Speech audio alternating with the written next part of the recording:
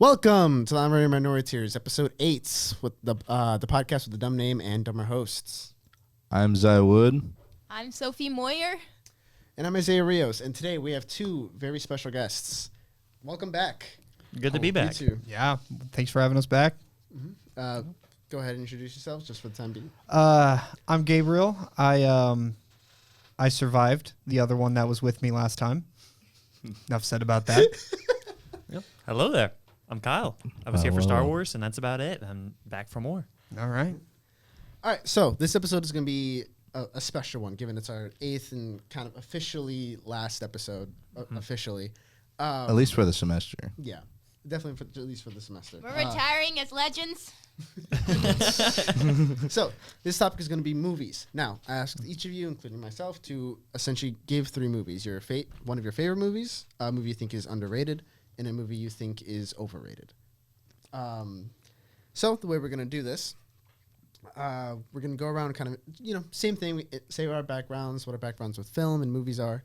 Then we're also going to say the 3 movies we picked, not which category they belong to, just the movies we picked.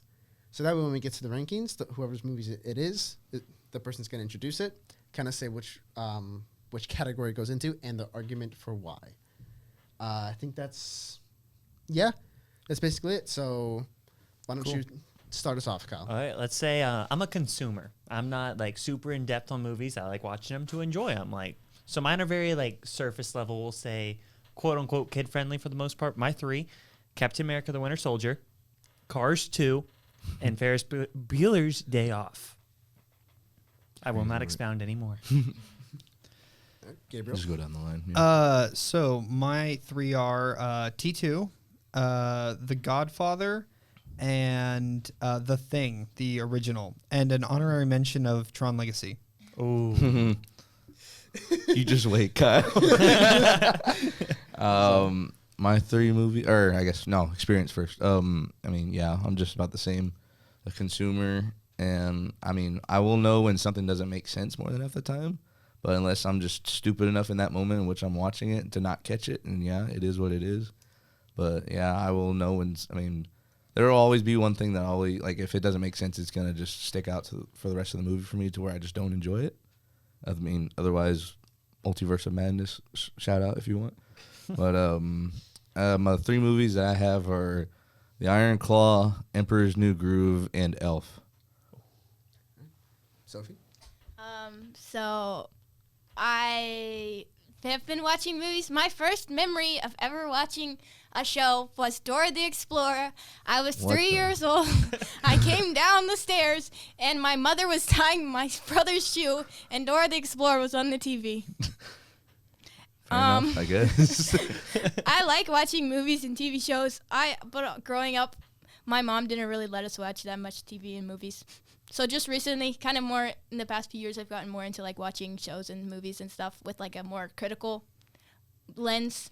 I haven't deep dived into like too many movies and stuff. Kind of still dipping my toe into that, even though I do want to make movies one day. This disc. My 3 movies are Prince of Egypt, Ooh. Adventures of Tintin, and what was my last movie? Oh, Avatar. Bro, really? Blue People or The Last Airbender? Wait, we're saying overrated and underrated, right? Not right now. Not right now. Just Oh, do okay. 3. Is it the blue Those are people? my 3. Well, is it Yeah, the blue people. Okay. Okay. The Blue People. Okay. Yep. Which blue person? Thank you. There's 3 of them now. What? 2 of them are the exact same. Which 3? The first one. Okay. We should do that. So, my background in film, I definitely really been kind of like a film fan. I grew up with, the MCU, with Star Wars, things like that. They're very integral to my development. And then I watched La La Land. Oh. And then I just permanently became a film fan. And Allegedly. Not allegedly again. But that was kind of keep that where it's around been. for 8 And since then, I've episodes. definitely been very passionate about film. I've kind of gone through all the phases of preferences and things like that. And I would say I'm very critical when it comes to film. I'll happily admit when things are flawed, when things are my favorite movies, when things are just don't make sense. And I apply that standard to anything and everything, including my own work. But yeah, My three movies are Infinity War, Age of Ultron, and Speed Racer. Speed Whoa, Racer. crazy. I actually. forget that Hold that's on. even a thing. Yeah. I do want to shout out. It's been 5 minutes, so Oh dear lord, is that a The movie? what? I'll just say that name, and then you can have fun posting that. Oh, That episode's gonna get struck down now. I don't want to know the reasons why, so just keep going. All right, so we're gonna get into the rankings. The first ranking, Sophie, with Avatar. So do I say what this is? Yeah. Okay, this is my overrated movie. Oh, I do Hey, not I've like not seen that one Avatar, coming. but I watched it when I was younger. I will admit I haven't rewatched it as an older Don't. person. I watched it. It was just boring. I didn't really like it. It Yep. wasn't interesting to me. And Yep. then there was 2 more, and Yep. I was like, nah. And would you believe it? They get worse. The first one's barely even a 5 out of 10. They get worse after that. So I can't really say that much about it. I don't know. I guess the blue people look kind of cool. That's kind of like my main thing that That's I. about it. Yeah. Yeah. it's all the satisfaction in those movies is the blue people. Aren't the 2 newest movies like the same plot line? Or Yes. Something like that? Yeah. Almost. There are like parts where you could literally cut like a section of the movie out of one and go put it in the other one, and a lot of Makes viewers could sense. not tell the difference. That's funny. Like it's almost shot for shot the same in parts. Well, because the first time I had watched Avatar was when Endgame came out, and so I was like, "Why is the Blue People movie doing better than Endgame? Like, what Yeah. is this? Let me give it a shot on Disney Plus." 4 hours of my life later, I was just kind of like, "I don't know what I just watched." Like, No. cool, I guess. The only thing I generally remember in any sort of detail about the first Avatar is the rifles they have, like the machine guns, because I thought they were cool. I'm like, that's a cool gun design, and that's about all I remember. That's it. Also, there is since we're on the topic, an excellent video by Sideways discussing how the score is very ironic because they take very native and almost exotic sounding things and then repurpose it to make it sound generic and corporate. That's so funny. Yeah. It's like this one woman did so much effort and work to make a sound for the Na'vi that sounded like it could be to an alien, native tribe. And then they're just like, nah, let's just make it more the bombastic, generic horns and brass, things like that. Oh, that's lovely. Yeah, so that was a very Love corporations. great video. It's a very fun watch. Anyway, so placements. Actually, Zai, do you want to bring up the tier list on that so these two Yeah, can see it? sure. I got That'd you. be wonderful. Come on. But Put where, 7. Sophie, since it's your film, what is your proposed position? Probably like D tier. Yeah. Yeah. Yeah. Yeah. D tier. Sounds Like I'd about right. watch it again probably.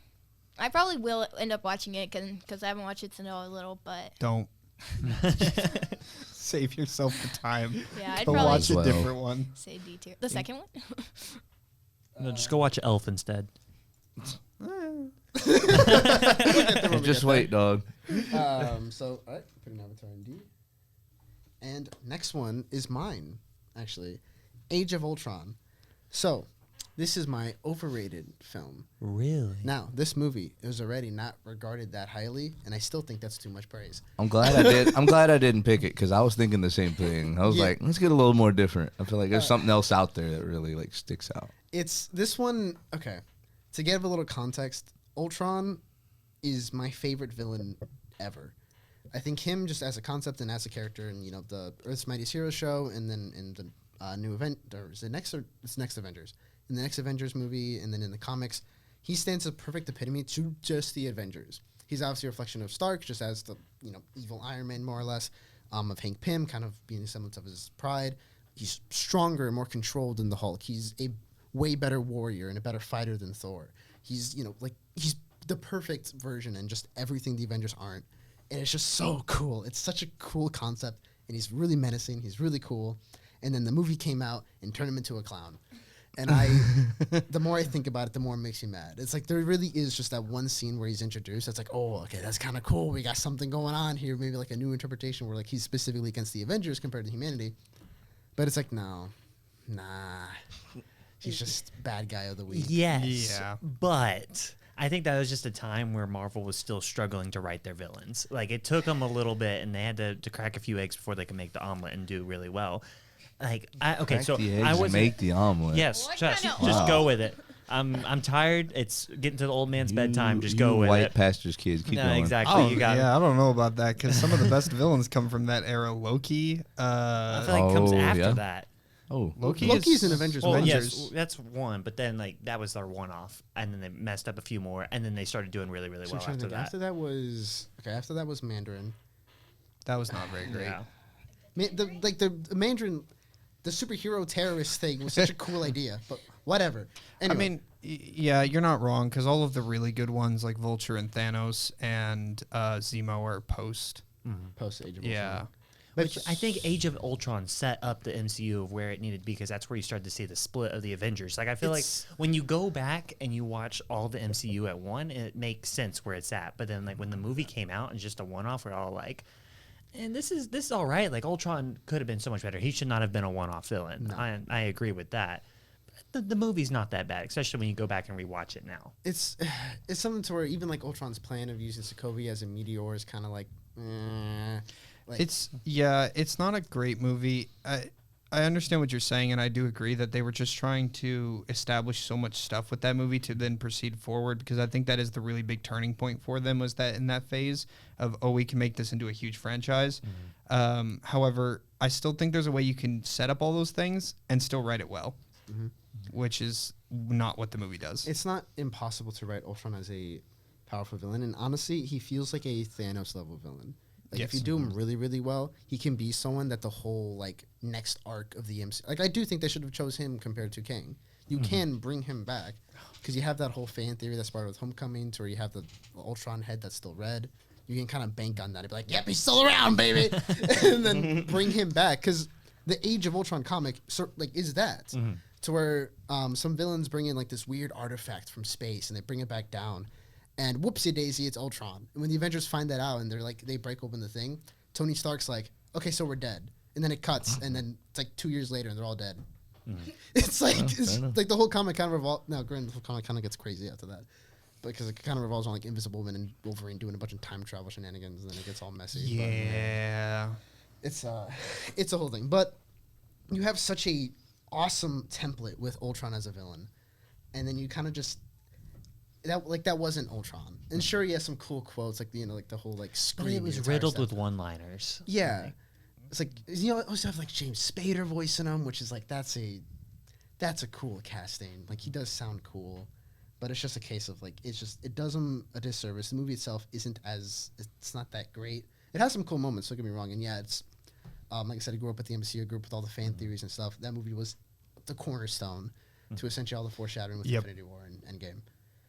So it is like I don't think it's the worst movie in this list, but I really don't like it, and it's definitely a movie that is probably lower than it should be on my personal ranking. So Interesting. I'm gonna suggest an F, and I'm just Well, trying to about be F, but, a little bit more objective. I'll say like C or B.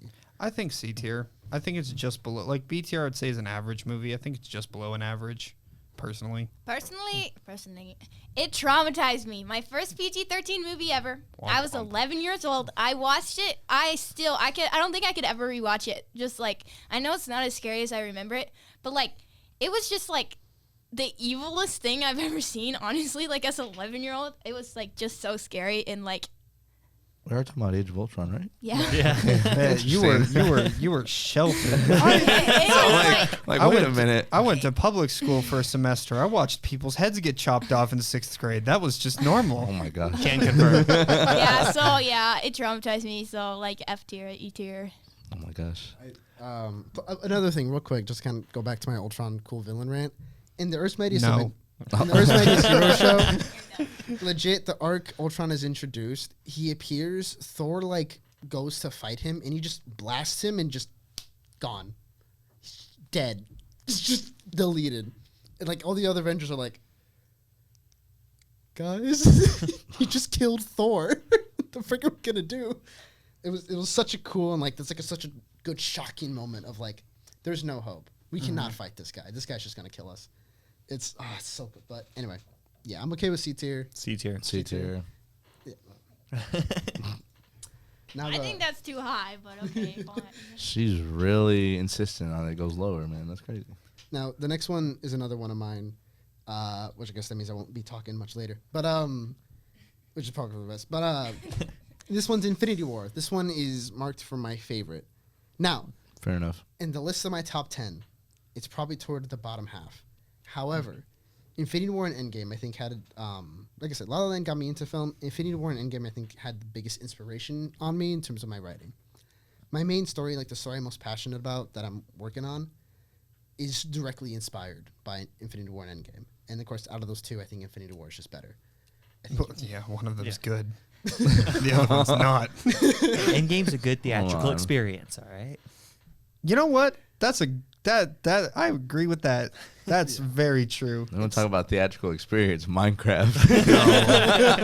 Minecraft was not a good theatrical chicken experience. jet. No, I mean, honestly, yeah, but I mean, I'll explain it later. But go ahead.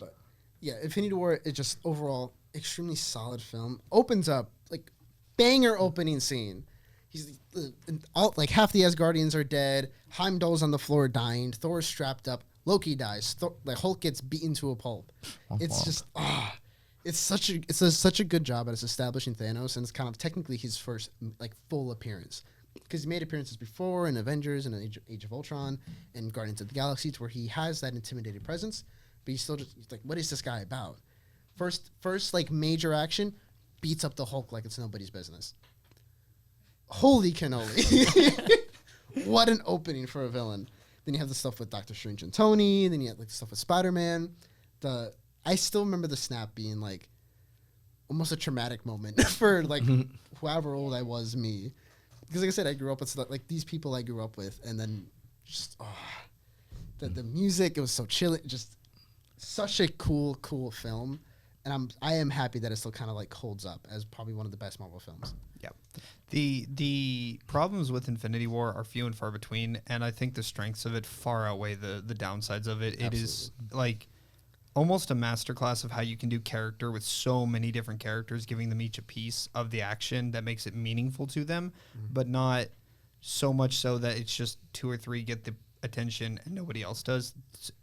Everyone gets something. A few of them, you can argue it's not the greatest stuff in the world because there are some flaws in it. But I think the strengths are far outshining the weaknesses in that movie. It's really, really good. Especially when you have I think like a banger moment being when like I guess one that came to mind because you were saying that like I think Vision obviously I think gets the worst treatment in that film. Oh, Yes. absolutely. It's like it's sad because he is one of the strongest Avengers. Yeah, but he has to be sidelined for Yeah. the entire film. Yeah, like and it's just like it's one of those things like all right, we have to sacrifice someone. Vision, I guess it's you. 'Cause Yeah. even when like she doesn't get much screen time, you have that like really powerful character moment from Wanda, where she has to kill Vision, and you just have like this like traumatizing thing. And then once again, another great villain writing. Thanos comes and it's like she's like you can't understand my pain. He's like I understand it perfectly. I just had to sacrifice my daughter. Anyway, rewind time, bring back Vision and kill. That's just the dread I felt in the theater. I still remember because it's like, oh, like thank goodness we did it. The Mind Stone's gone because I completely forgot that he had the Time Stone. Then he just did that, and I was like, Yep. Great. Yep. Yep. Mr. Stark, I don't feel so good. Oh no. No, I remember the lunch table the next day at school. That was all anyone would talk about. Yeah, and you're just like, it's a cataclysmic event to every 16-year-old in the world. Yep. I remember. You guys were 16 when this happened? I was like 12. What year was that? 2018. 2018. Yeah. So I would have been. Infinity War? Yeah, I would have been like a sophomore in high school. Yeah, I think so. Yeah. I think I was a just freshman about. in high school. Yeah. Yeah, probably freshman or sophomore, definitely somewhere on there. I remember the first class that I had that day was an English class, and we were supposed to read Shakespeare, and not a single person read that. We were just talking about it. The whole class just got in on it because we were like, she cannot give us all the tension. We are all talking about this movie. Yeah, I remember I went with my whole entire class to see that movie. My Yeah. class. It was and my teacher. She was Y'all there too. went to watch it? Well, you were homeschooled, so it's No, not. I like, going went with to your no. I family was in isn't- private school that year. Nah. But y'all went to go watch it? Yeah, our whole golly. class went to watch it. It was I like haven't 20 explained kids. that to parents whenever they get home. Why is my son or daughter so sad? No, it wasn't for school. It wasn't for school. It was Oh, was outside it? of school. And my I mean, teacher, I know it wasn't outside. I mean, my outside of teacher school, was obviously. crushing on Thor the whole time. It's crazy. Well. Fair. That is not the gayest thing Isaiah has said recently. So It's like, I'm not gay, but. Golly. But I want to propose S tier, especially in comparison to the other films in this thing. I think it kind of deserves to be up there, I'd be okay especially with for that. its impact, and also I think it has one of the greatest trailers ever made with that first trailer. Granted, Transformers 5 also had a great trailer. That movie's terrible. So I don't know. You had me up until you said the trailer. Now I'm just kind of like, I don't know about that one. yeah, The trailer was such a bait and switch. Like, supposed to have the Hulkbuster in the final fight, not there at all. Like, various other things that they mean CG'd the out. Hulk. Like, yes, but I feel like that's kind of. I actually kind of like that they did that, especially like with some of the shots that would have shown Thanos with all the stones. I feel like it's kind of like it keeps the suspense for the movie and kind of keeps you guessing. I would agree with the Hulk thing. I think that's fair. Everything else I kind of disagree with because everything like all the stones being CGI'd out, some shots showing not the entire truth. I think is fine for a trailer. I would agree with that. But I mean, I agree with that. I'm stuck on the S tier because I'm like, man, there are some flaws in it, and S tier feels like one of those movies. Like it should be reserved for movies that are like bordering upon Like, perfect. go down in history. Yeah. Versus yeah. this, I'm like, it's really, really good. However, I do think in 20 years it won't be remembered as Yeah, I kind of much. feel the same. Not as highly as like Avengers. Yeah, I think Avengers, Civil War will be the two that are remembered of the MCU, and then Infinity War after those. So I'm like, I think if bottom of S is where I'm content with. I'm okay with that. Yeah. we know who's going to be the hardest raider here. Oh yeah. I didn't give my experience because mine is extensive. Almost borderline traumatic experiences. All right, What's, Gabe, your first film. Next one? Yeah. Which one It's is The it? Godfather. The Oh, Godfather The is the one that's up. Godfather. Yeah. All right. So, so first of all, I would like to mention my honorable mention. So Tron Legacy sucks. Anyway, moving on to The We're gonna Godfather. get a bad grade now. We're gonna get an awful grade with our teacher. I ain't my problem. I ain't getting a grade. I You know what? Fair enough. I feel that. it looks cool. It has an awesome soundtrack. The writing is so it's boring. It's plain. Yeah, but if I wanted to listen to an awesome soundtrack, I just listen to Daft Punk. I'm not going to a movie to watch. That's what the movie Amen. is. It's all just Daft Punk. That's Yeah. all. Anyway, cool. no, on the one that I actually picked, I think The Godfather is overrated. I don't think it's nearly as good as people want to claim it is. People want to claim it as this like all-time classic movie, and I understand that it's a classic for the sense of it is doing a lot of film production things that hadn't been done before then, and there's a lot of editing techniques that are in it that were kind of tried out with it, and for that regard, I can respect it. But as a story, everything it does is done better in other stuff like The Soprano. I don't know why you would ever watch The Godfather over any other product that's kind of like Mafia Crime Boss. It is the baseline for what would inspire things later, but as it stands on its own, not particularly great. I think even in terms of like memorability, like we were talking about, Infinity War. Like I'm pretty sure we all had different scenes and stuff come up to mind. With Godfather, it's like There's like two. yeah, it's like I remember Apollonia for reasons, and then the final scene as well is kind of the one where I'm like, oh, that's really cool. Because before I was also kind of in the boat like, yeah, this movie was kind of boring, and then when I got to this, I'm like, oh, that was really cool. But Yeah, the other two movies are a little different. I have a little bit of a different opinion on, but the first one, especially if you take it as a standalone film, it's not great, and there's a lot of things I actually like. Not just okay, I appreciate it for its work, but I just straight up think is bad. Like in it, I think at best, like if I were to rank it, I'd give it like a 5 to 6 out of 10. Like there's a lot of stuff that I go, no, especially like just the way they interact with certain characters that are just so like the one guy who he finds the love of his life, she gets blown up, and then he immediately goes and remarries. I was like, what are we doing here? Like this is awful. and they don't mention her again until the third movie. Yes. I remember being annoyed by that because the second movie does not at all acknowledge her existence. And the third movie was like, oh, but he was so important to her. It's like clearly not. No, clearly because he just went right back to the other woman, and I was just like, okay, so that's cool, awesome, yeah. I think it's overrated heavily, It should only be talked about from a production standpoint and not from a writing standpoint ever. And I think too with well, first of all, it insists upon itself. Second of all, I had a thing. Oh yeah, kind of on that point like with Michael and Kay and Apollonia. It's something I was kind of noticing with a lot of like older like 90s films. There's some weird romantic stuff. Yes. In a lot of them. Like I remember I was watching a movie You Got Mail with my family and stuff for Valentine's Oh Day. yeah. That one's super weird. Yes. Because it starts off with both protagonists like in relationships that seem, I mean, maybe not the guys, but like the girl's 100% is a nice, healthy relationship. The guy's like awesome to the point where he's willing to almost like do something that could get him fired from his job for her. Yes. And it's like, why? Why would you like? You don't have to do that. You could make that guy her brother, a close friend. Like you don't have to make them romantically involved. You need that because I guess he's kind of plot important. But also just think of like, you don't have to do that. Yes. You can do anything you wanted to when it comes to writing, and you chose that. You don't have to do it. And it was just a thing of like when you have Godfather, and I'm sure there's other movies that I can't think of right now that I've seen that do some weird stuff as well. To where it's like this sense of like disloyalty. Yes. It's like like this love of his life, someone he deeply cherished and loved. She dies, and it's like this not really a mourning period. He just immediately goes back to America, finds Kay, and then just marries her. Yep. Which also like, come on, Kay. Yeah, it's bad on it's bad on her. It's just a bad move overall. Yeah, like I said, I think the movie's very overrated. I'd put it in a C tier or even D tier, truthfully.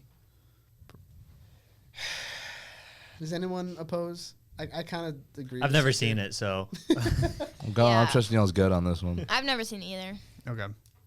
I love the running memes, especially like Lois Lane. I do not care for The Godfather. Yeah. Like, all right, that's what I'm going with. I don't care. Robert Duvall, fine actors. I did not care for it. All right, Gabe, it's another one of yours. Terminator 2. All right. So Terminator 2. Terminator 2 is in my pick for the best movie of all time. It's in competition with a lot of other really, really great films. However, it is the one that I pick out as my favorite. I love this movie. There's so much to praise about it. Just to start, like the big famous one, the fact that the guy who plays the Terminator, I can't remember his name, not Arnold, but the T-1000. Oh, yeah, the other one. Yeah, he trained to fire guns without blinking, so that when you're watching him like shoot, he looks like a robot. He moves like a robot. He doesn't look like a human. As a human, it's incredible. So much of the character moments are incredibly strong. The switch from Sarah Connor's character from Terminator 1, 2, and 2, and the fact that it's totally believable and it's so well done. It's amazing. There's so much stuff in it. Like every scene feels like you could talk about the density of like the character moments in each one, of how much meaning each individual interaction has, the production value of it, and the pushing the limits. It's not perfect. So in Terminator 2, there's this great scene. I'm going to quote this as like just an example of how great this movie is, where you have the trope of the Terminators can mimic people's voices. That's done in the first movie, so they're going to do that again. However, they want to do it slightly differently this time. So instead of having the T-1000 talking to John Connor, they have the T-1000 talking to the T-800. Both of them are mimicking voices, and both of them are using like... That was exactly what I was about to quote. Yeah, too. the Your foster parents are dead. Yep. They're both using like context clues. So, for example, the dog's name is Max, and he tells Arnold that, and Arnold goes, "Hey, what's wrong with Wolfie?" And the T-1000 goes, "Oh, Wolfie's fine. He's just upset or hungry." I don't remember the exact line. And then he immediately hangs up because he knows. And it's such a great twist on the original version of that from the first Terminator, where they're using the same power because they're building off of the first one, but they're doing it in a unique way. So it's not just copy paste from the original. And that is what a sequel should be. It's incredible. I just adore that movie. And it's also just a fun action movie, which is why I would pick it as my favorite. Yeah, Zai literally sent me that clip like yesterday or 2 Yes. days ago. Which one? It was so funny. The clip he's talking about with them talking on the phone. Your foster parents are dead. Oh, Yeah, it was a totally different joke, but yeah, Yeah. it was a pretty messed up reel, but yeah, exactly. He knows what scene we're talking about. That scene too is like another good addition for like acting, because obviously it's not the T-1000, it's the woman, but she's acting like the T-1000 in that scene. Yes. It sets good suspense because at first you're like, okay, is this like what's good? Like it adds like great suspense. The way the woman's acting, it's very like robotic, very kind of what you were saying like with that guy. I honestly kind of forgot that he was human. Like until you started talking about it, I was like, oh yeah, that was an actor. that was a guy. Oh, but That wasn't a Terminator. yeah, with the whole them mimicking back and forth between each other. Where, you talked about he had asked about the dog's name. I never picked that up. Like that's how we figured it out. I'm like, Yep. I thought it was just off a hunch or something. Like, Nope. Yo, it's freaking Arnold. Like, dude, Yeah. he knows when was when. But like at the same time, I was like, I don't know if I just ever picked that up or he asked for the dog's name and said another name just to check. Yep. Like I never picked that up. There's so many details as you look through it, even down to like the reloading of guns at times is like Right. perfectly done so that everything tracks in universe. It's incredible. That movie, like I said, I think it's up there in competition for the greatest movie of all time. Yeah. Which I can agree with. I think that's something that's. I remember seeing it. There was only one thing that I've had an issue with. I remember talking to you about it. It was just like, It's a little the bad guy gets defeated in a little bit of a convenient way, which I'm giving is one of those like that's a flaw. yeah. It's a very minute flaw. No, yeah, but 'cause it's there. It does lead to it, but it's something like it's not impossible to believe. It's just the It's stretch. just- yeah. It's Yeah. Like, okay. Yep. Well, but that's it. That's the one thing that I could remember or even think about after I watched it. That I was like, yeah, that's it. Yep. But yeah. Yeah. I would say S tier. Yes. Yes. I agree. Even real quick, just another scene I wanted to talk about that non-dialogue scene that I do think is my favorite scene for non-dialogue. With when Sarah Connor goes to kill, I forgot his in character name, but Miles Davis, Yes. and like she just looks at him, her hands on the gun, she's ready to fire, and she just crumbles. She just starts to break down and cry, and Arnold comes to like her, and like you have like there's like one or two lines, and it's just John being like, oh, show them, and like he tears the skin and like takes off his hand. You see like the horror and everything on Miles Davis's face, and he's like, it's so good. It's like once again for performance, like amazing acting skills, just amazing like subtext and just visuals, which I think is one of my favorite things about film is you can have characters having a discussion. But depending on the way they're looking, the way they're moving, everything else, it could be an entirely different conversation with an entirely different meaning than if you just looked at the text. Yes. It's so good. Also, it's got great comedy beats. I still remember the hey, don't kill them. Shoots them in the leg. Hey, I said don't kill them. They'll live. He shoots the. Oh my gosh, that's amazing! I love that part. Yeah. What else? It's just a great movie. Whatever him kind of, what is it, John and the T-800 are kind of just talking back and forth, or he's trying to teach him like whatever slang, like hasta la vista, baby. Yeah. Whatever. It's just great movie. All right, Sophie, the next one's yours. So for my underrated movie, I put The Adventures of Tintin. Have you guys ever watched that movie? Is that like the Pixar short before Toy Story? Do you know? No. No, that's something It's else. like a whole movie. That's Luxo Jr. Crazy. It's like a whole movie. I Yeah. never actually saw it. I remember when around the time when it came out, it was being blown up on Disney whenever it like they're was? advertising it, Yeah. but I never actually watched the movie. I went and saw it in theaters. Really? Wait. Yes. I have very, very few memories of it other than the guy like burps into an engine to get it to fly. Top tier comedy. Yeah, that's all. Like I have that memory of the film and nothing else. I remember I went and saw it in theaters. I remember the popcorn was really good because our theater's popcorn was really good in Missouri. But Oh yeah, that's I forgot it. you were from Missouri, right? Yeah. I honestly thought it was an older movie because I watched it when I was like, I don't know when it came out, but whenever I watched it, it was a couple years old, and I thought it was an older movie. So I was like, wow, this is great. This is so ahead of its time. I was like, and then it's like, it like sets up for a second movie, and then they just never had a second movie. Yeah. I just, well, Tintin's from Belgium. Shout out to Belgium. Okay, So that makes a lot of sense. that's the right. comics Yeah. are from Belgium.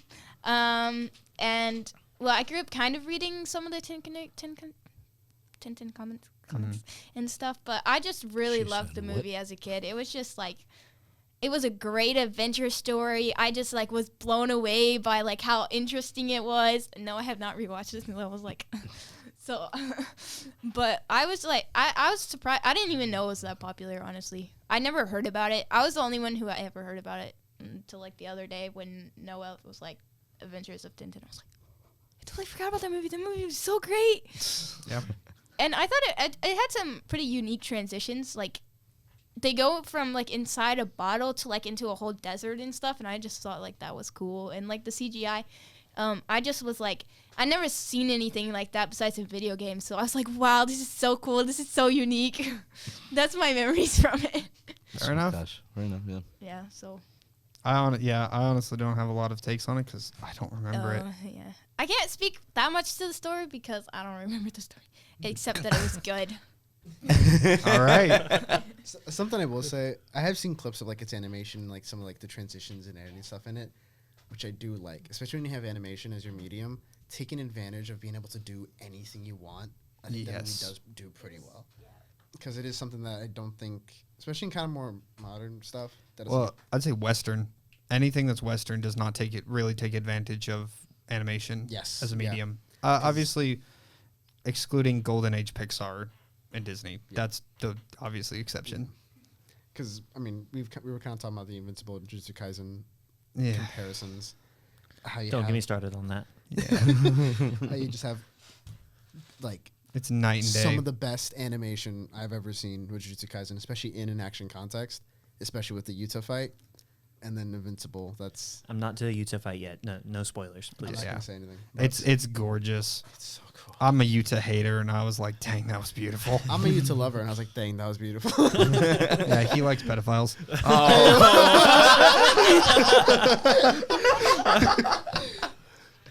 I still don't know why he kissed the bug. I'm gonna be Oh my Hey, whoa, no gosh. spoilers, no spoilers. This Anyway, guy. Sophie, what do Okay. you? What? It's a bug. Don't worry about it. Don't worry about it. All right, where would you suggest this goes? Probably like, I don't know. The C tier things are messing me up because like, those are. Well, it's because like those are so like iconic or whatever. But personally, I'd put it in like B tier because I've Fair never enough. watched The Godfather and then I hate Age of Ultron. Whatever. So Who knows? We might have to check it out. I'd put after B this. tier or high C. B tier. I'll say B tier just because I do. I'm gonna trust your judgment. Oh no, that's not a good idea. My Yeah. 12-year-old judgment. I would Barely agree remembering the with movie. Isaiah. I'll just trust Sophie on this one. Oh no, Plus, that's not good. okay, well here's the thing, all right. It would be kind of difficult to be as bad as The Godfather and Age of Ultron. Okay. You just have to be okay, and you're in B tier. Fair enough. But shoot, we got next one. I think is you. Next one is my final one, that being Speed Racer. This one is my underrated choice. I agree. There's a reason it's underrated. I love this film. This was Should definitely stay there. That's crazy. This was definitely a film I grew up with as a kid and watched a lot, and then kind of didn't really watch it much growing up, and kind of after that, and then recently, kind of within a few years, I was like, oh, I haven't seen this movie in a while. Let me just watch it one more time, and I was like, okay, this kind of holds up. I think especially when it comes to its I normally don't make this argument, but I think when it comes to its themes, it does a really good job of portraying them because has good commentary when it comes to like corporatism and expression and kind of like the artistic spirit. When it comes using racing as its like medium, I think it does a really really good job, and especially as time goes on, we start to see more of a corporate takeover of art and how everything's just become very sanitized and very much like well, this is gonna get high numbers, so we're gonna go do this. It's the thing that's like. That like entire message of that film really like just speaks to me as an artist, as someone who really likes writing, likes like any art form really, who's really passionate about it. I think it just perfectly captures that passion, that drive, and even just I give a lot of credit for almost capturing like that flow state feeling, like when you kind of just get into the flow of it, you get into it, and you're just nothing can stop you. You're into it, and like that final race, that final little bit where you're just going through everyone. You have the music swelling. You have the quotes playing. That random lady cheering. Yeah, The cutscenes are so funny. I saw like a tiny bit of like the cutscene, and I just saw the race like zoom, and then there's just like, yeah, this random lady cheering, and then zoom. Well, 'cause the whole thing, like throughout the movie, you have like the casters who are all from different countries and languages, and something I will kind of give praise is that they look like they're from the countries and all speak those languages. I think it's just one of those details where I'm like, I like that. Like it's just it's like one of those small things I really like. And I will give the movie like criticism of the movie this. There is plot armory bits in it. Like there's a whole action scene with guys with guns and they're all like boxing them, and it's like, okay. Well, okay, so here's my counterpoint to this, and I got to be very careful how I say this compared to my movie takes that are coming here in a minute. It's a fun movie. That's really what it is. When you go in having fun, it's a great time, but it's a fun movie with a plot to it. The plot's not as strong. That's okay. It's still just a lot of fun. So it's like, I remember watching it as a kid. I always wanted the Mach 5 Hot Wheel. Like, I loved watching this. And we rewatched it when we got to college. We had a buddy in the room with, like, a projector and everything. So we watched it. It was a great time. And then we acted like we were Speed Racer running across campus and then put a hole in one of the bushes. Like, it's a great video. That was you? So, yeah, that was me. Sorry. That was actually my buddy. I just recorded him doing it. But it's a lot of fun when you go into it. And you're like, oh, it's a cool racing movie. Like, this is awesome. It's a lot of fun, but you also have some really good character stuff. I think the scene with Speed and his pops, I think it's just really good because you have a whole discussion to where it's a reflection of what happened with his older brother, who, like, a main plot point in the film is that his older brother, you know, he started to get into underground racing, and then an accident happened and he died. And his father, when he started to get into underground racing, kind of just kicked him out of the house. Like, I never want to see you again. This is not something I support. This isn't good. But that ended up becoming one of his greatest regrets because it's like, I never got to see my son again, and he died thinking I hated him. And it's something he didn't want to repeat with Speed because Speed started to go down the same path. So when the same setup happens where Speed's leaving in the middle of the night, Pop stops him. He kind of tells him, like, the first thing I need you to know, like, you can always come back. This door is always going to be open to you. Like, we're always going to love you. You're always going to be our son. And you kind of have this discussion that kind of rejuvenates Speed to be like, okay, I'm going to believe in kind of, you know, the arts of racing again. Because throughout this entire point, he's just been disillusioned, kind of beaten down of just these corporate money games, because like he's like this huge corporation kind of offers him this thing and gives like this whole like kind of like villain monologue, but it's the whole thing of like, yeah, this is what racing is about. Sorry, it's not this grand like winner takes all type thing. No, it's all rigged, it's all fake.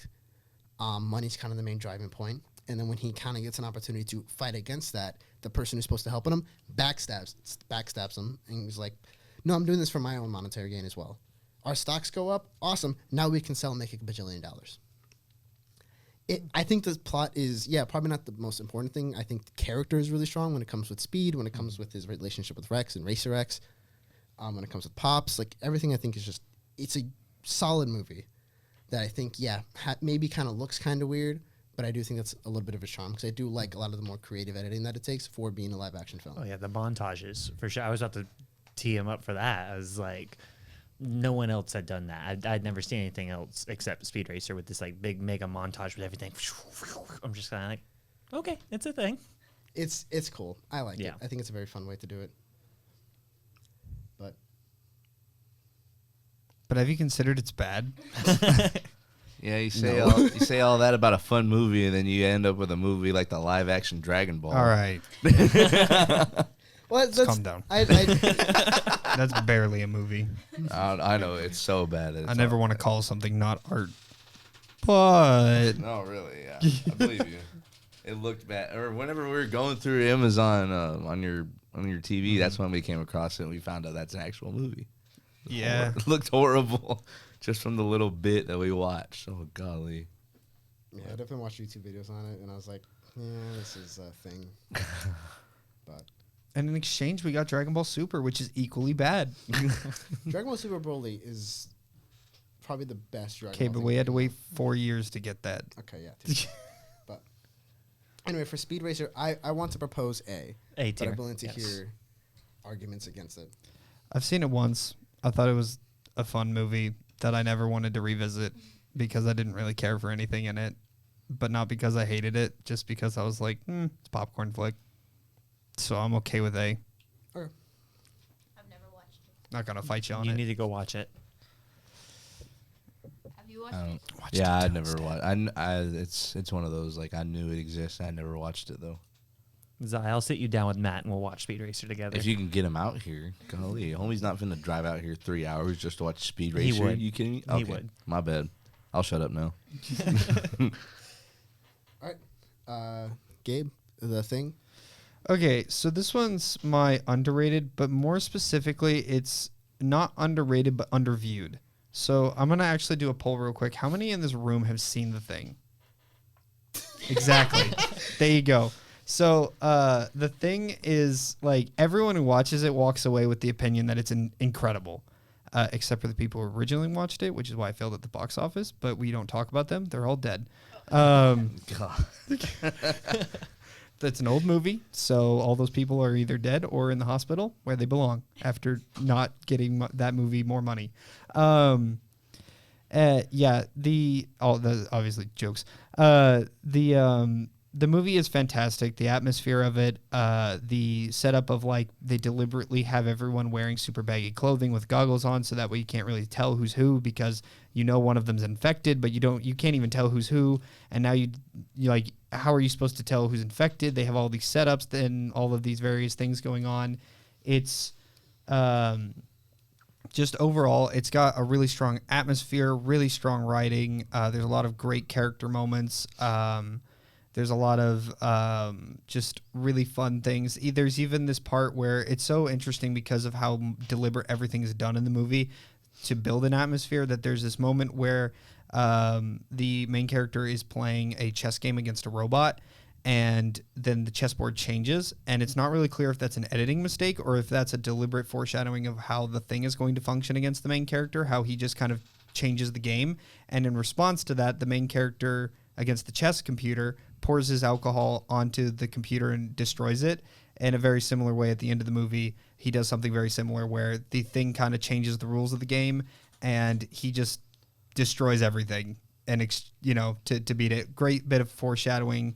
I think it was deliberate. Obviously, it's debatable whether it was a mistake or deliberate, but I think you can interpret it as great foreshadowing regardless of whether it was intentional or not because it works so well. But I think the overall, just the movie is absolutely fantastic, and I am a fan of the horror genre, but I understand that it's not for everyone. However, The Thing is one of those where I'm like, listen, just make one exception. It's really that good to make the one exception and watch it.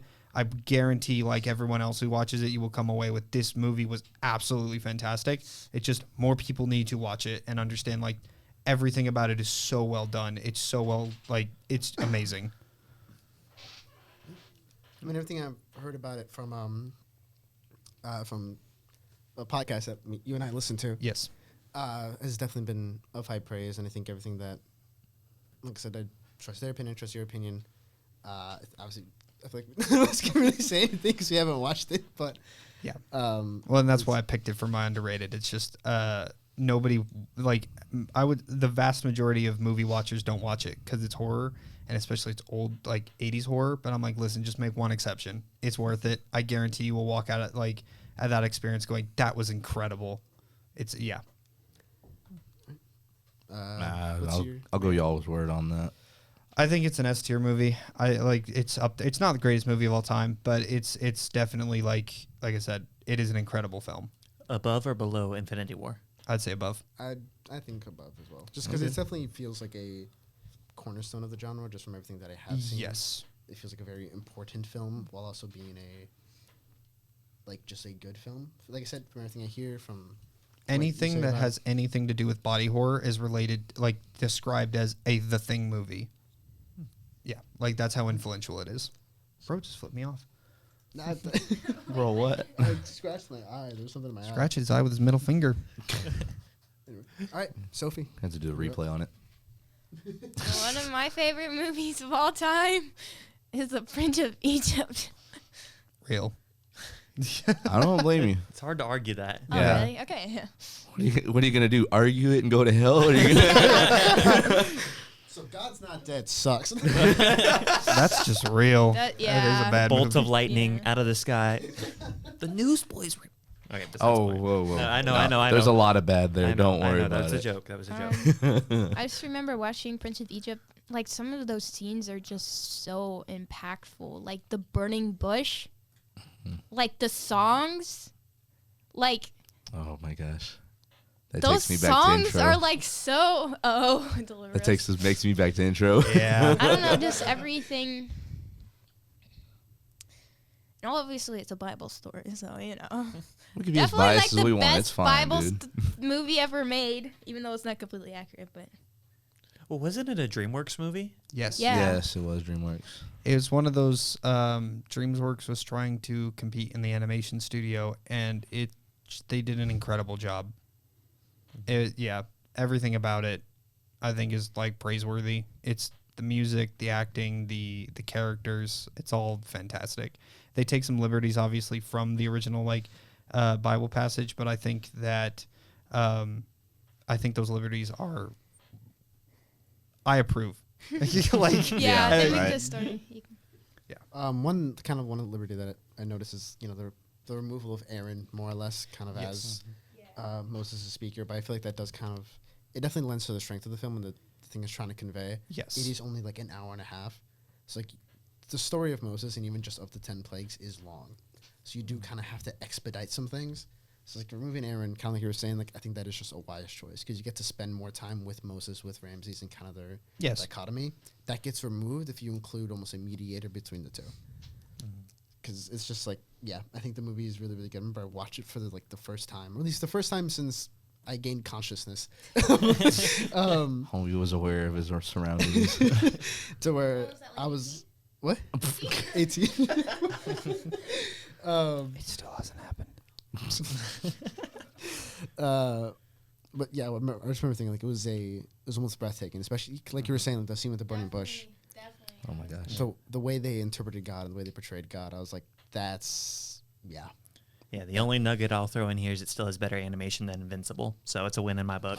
Fair enough. Yeah. That's a complaint. Also, It doesn't take it's much, what's it called? We got Shrek because of it. That's a fun fact. Yeah. They had a crazy wacky idea for this movie called Shrek, and anyone who did a bad job animating got thrown onto Shrek. So the reason Shrek is so good is because it took all of the people from Prince of Egypt to make that movie. That's crazy Yep. work. That's a little fun fact for you. One thing I Like a also trivia remember question almost. that I love about it is the songs. For some reason my mind just went blank. The 12 plague Plagues? song, the plague song. The singing, the emotion that they convey in their voices. It's just I remember listening to certain parts of that on repeat as a kid and being like just like in awe, like just the deep emotion, like how those voice actors were able to convey like these. It was just like, It's one of those where it's a shame as a Christian that we can't have more movies like that because our Christian media nowadays, I'm gonna be honest, it's really, really bad. And so like you go back and you look at that and you're like, man, we could have had a whole Bible adaptation like this. That would be Yeah. incredible. kind of on that point, like I've been, I won't say specifically why, because it's gonna be on the internet, but I've been watching a lot of Christian movies as of late. All of them, I think like the best one is like, if I had to rank it on this list, is like B. And that's mainly because I think it has good arguments and good like things to say when it comes to different theological issues. But that's really it. Every other movie has just been like, to like, this is one of the worst things I've ever seen in my life. It's Yeah, most Christian media falls into the same problem as Age of Ultron, where they're trying to do so much with it, but they're not quite as much as like because with Age of Ultron, right? But they have one idea. They're like, we need to make this about a redemptive Jesus story, and then they forget to tell an actual good story to get to that point. Whereas Prince of Egypt nails it. Like it is incredible. I think most Christian stories are more just like a lecture, but Yes. it doesn't capture the humanity of like Yes. humanity. Like it's just the lecturing. Like the characters the characters are so shallow. Like usually it's like like in God's Not Dead, it seems very stereotypical characters. Like they really just don't have anything to them. It's like I would love to see a God's Not Dead where they walk away with the atheist is not a bad person. I remember, I forgot what class or what it was that I was talking about, or that where I had to explain this. But I was like, if I had to make God's Not Dead, I would make it kind of almost like a tenseful, like, struggle between the professor and student who are friends. Have it To where like they're kind of close, they like each other. The professor, not at all a bad person. To the No. point where you can even have a thing be like, he's better than some Christians that we see throughout the film. have it be in the 12 Angry Men style, Oh, yeah. where you have the debate of, you can have it be this argument between these characters, and then you can have side characters being introduced into it that are on various shades of morality that can take one side or another. But I would like do it like that, where you don't walk away with one side is like the good guys and one side is the bad guys, because it's supposed to be about that nuanced like debate of faith, which is a very nuanced topic. Because a film that I saw recently is The Visitation. I was talking to you about it recently. There's a scene in there that has like a kernel of a really good idea, which was a discussion between a charismatic, a Baptist, an Orthodox priest, and a Catholic priest. And like that is such, when you were saying that, I was like, that would be really cool if you have like an atheist, maybe like another like religious scholar, like a Muslim scholar or something like that, then maybe like a Catholic priest, a Protestant pastor, like an Orthodox priest, kind of these people not only discussing whether or not God is real, but like kind of like which interpretation of it, that type of thing. You can have the atheist. I think a really good dynamic of that could be like maybe the priest did something horrible in his past, right? Maybe he was an alcoholic, he abused his wife, like he kind of turned to God and became a priest, kind of like swore off from that, like he's reforming his life. Then you can have the atheist be like, yeah, I never done that. None of my friends who like are atheists have never done something like that. Like this seems to just be a common thing in your group. So you can have these things of morality of like why is it that, Christians kind of have all these controversies, that they have all these issues, that things like this come up. It can be a really interesting discussion in film, but they went with the most generic corporate slop that... Well, because they're scared to step on toes. Like, you're scared to take a risk in that because you know what your target audience is going to say when that comes back to you. And I think that's the other thing is I just want to see them take more risk. Just kind of put themselves out there a little more, kind of what everyone else is already saying. Yeah, I agree, because honestly, not all of them. I want to be very clear when I say this, that not all of them, but there is, I think, a large amount of Christian media producers, and not just movies, but TV shows and music, that they know that people will buy it because it is Christian, and so they are just profiteering. Yeah, like who? That's not gonna reach anybody. Like God's Not Dead. Okay, maybe it has reached some people, but like I would be shocked. Christians are watching that and they're already agree with it. Yes. And like, what atheist is gonna watch that and want to become a Christian with like how they portray atheism? It's like it's just like. Yes, the Christians in it do have some flaws, but they're just like portrayed as just better. Like it's And just then ridiculous. all that to contrast Prince of Egypt, where I know several atheists that just acknowledge that as a fantastic movie. Why? Because they put it's art and they made it artful. And that's the thing to where, like obviously being a Christian, I tend to make stories, that type of thing. Rarely is it going to directly involve like the church, God, or things like that, just because I think there are themes you can tell, like biblical stories you can tell without kind of, having to preach a sermon, without having to quote a Bible verse to where you can, tell the story of, you could tell the story of David and, maybe someone who is broken and just not that good a person, but still trying his best to be close to God or even just be close to a good figure. That's just a case of like, yeah, that could be a very interesting story to tell in any context. You can make a sci-fi like that's like that. That could be insanely good. And it's just a thing of like even if we just go to the Bible has some just really cool stories and really interesting things. Like even just like this is cheating a bit, I'll admit, but like Revelations, one chapter of that you can make a whole movie on. Like can give you ideas and things to inspire a story. They made it with Nicolas Cage. It's called Left Behind. Ferb, I know what we're going to do today. Anyway, Sophie, where would you propose this? Personally, I would.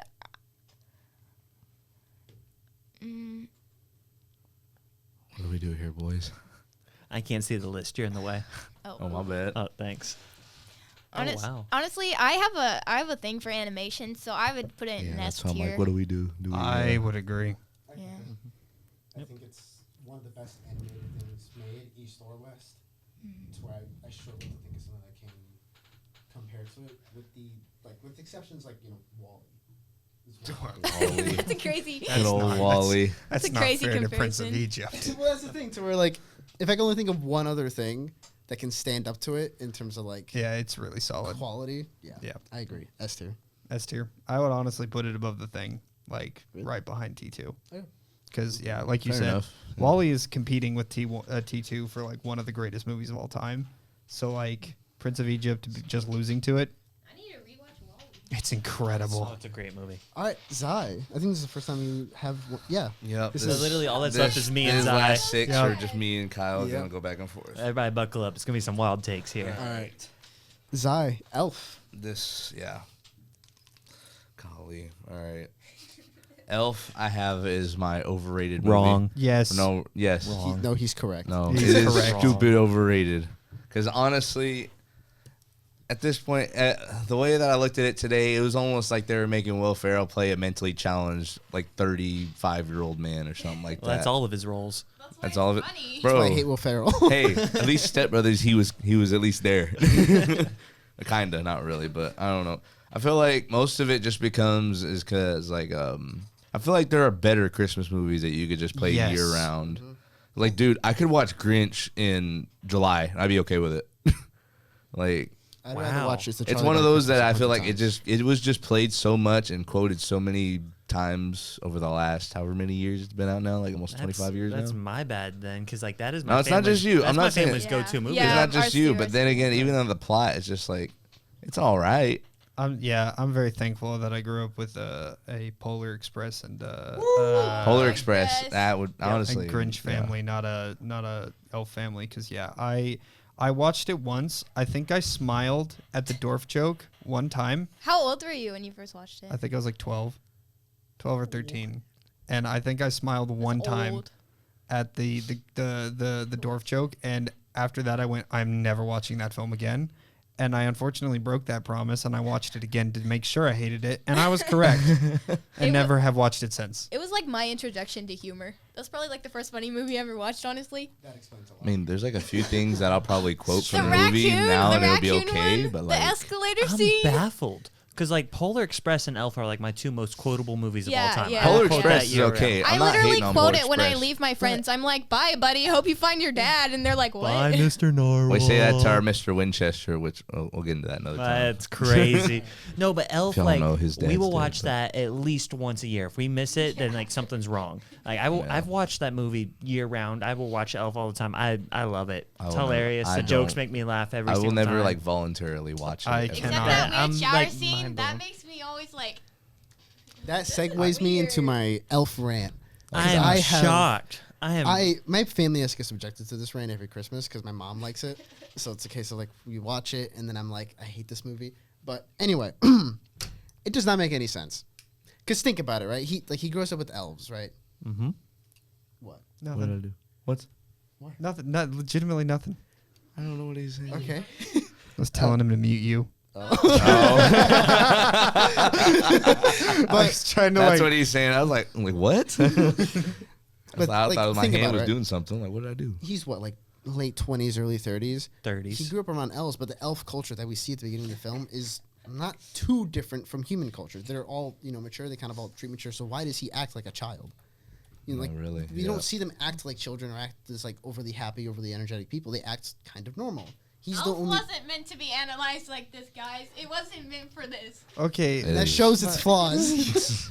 They had a wrong approach. Because Will Ferrell's a man-child. That's why. Exactly. That That makes is, it funny. That's the funny That's part. the whole That's not problem. funny. That's the Stupid. thing. It's You know not what? cute, not funny I'm in not any saying way it's so cute. whatsoever. cringe. I Stupid, cannot and I watch find that that funny. movie and like not just cringe the entire time. It's not like I can't think of a single thing that I could you're genuinely not say I Santa. like and enjoy. That is like far out of Will have Ferrell's you like hate any that movies scene? that Have he's you not done. watched the behind the scenes on Netflix about how that was literally just a random stranger? Like that was just a random person. That was not staged. That was not an actor. Listen, That doesn't okay. help. If I have to So watch the funny. behind the scenes for something to be funny, it's failed. No, it's Guys, funnier. this fan, I promise you, is one of the greatest pieces of art. Golly. You're the only one that's gonna get that joke. No, but- I despise like Elf. It's so Wow. like I especially when you throw it up against the Grinch. This is so charming and so funny. There's a reason they show the Christmas story at least 48 hours. They don't do Elf. Nope.